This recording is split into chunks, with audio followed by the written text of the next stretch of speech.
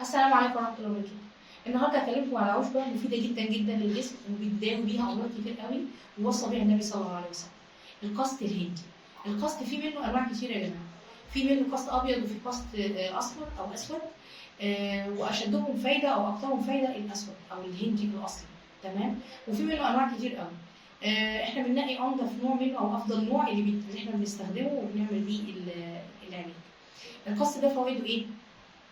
فوائده انه قاتل للفيروسات، مطهر للجسم عموما.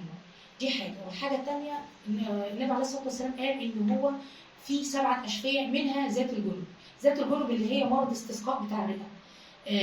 لما بيكون في ناس عندها التهاب رئوي او ميه على الرئه، القسط ده بيعالجها.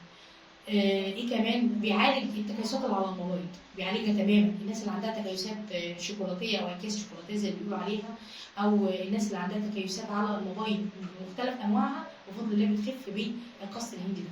ايه كمان؟ يعني هو بيعالج دلوقتي تكيسات المبايض، بيعالج الالتهاب الرئوي وزاد الجنب او الاستسقاء بتاع الرئه، بيعالج قاتل الفيروسات فبيعالج البكتيريا والطفيليات او الالتهابات اللي بتصيب الجهاز التنفسي بالذات. حلو قوي قوي يا جماعه في البرد، حلو جدا جدا. اللي عنده برد او عنده زكام وخد، يعني مش هقول لك ايه جرام بس منه ولا نص معلقه، ربع معلقه صغنونه قوي منه، قاتل للفيروس بشكل رهيب جدا. بس مشكلته ان هو ريحته وحشه قوي وطعمه وحش جدا، فده اللي ما بيشجعش الناس انها تعرف تاخده.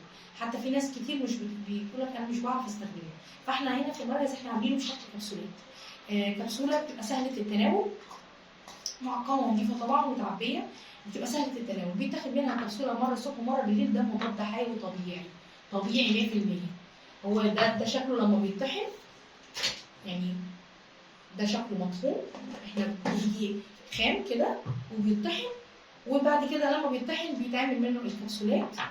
طبيعي 100%، مفيد جدا جدا، بيعالج امراض كتيره جدا، ملوش اي اثار جانبيه. الحاجه الوحيده اللي احنا المرضى اللي ما ينفعش ياخدوا منه مرضى الكلى. الناس اللي عندها قصور في الكلى يا جماعه ما ينفعش ياخدوا قسط هندي.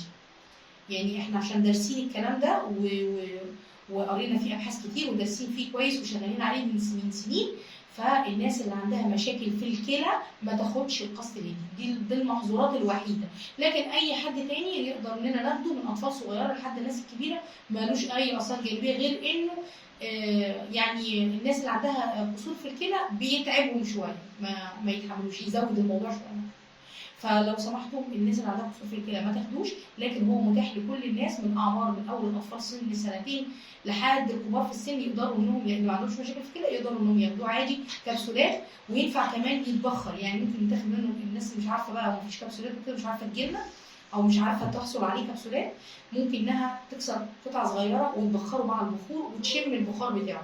حتى الدخان بتاعه بيقتل الفيروسات اللي موجوده في الصدر، في الجهاز التنفسي يعني، وبيعالج الالتهابات اللي موجوده في الرئه.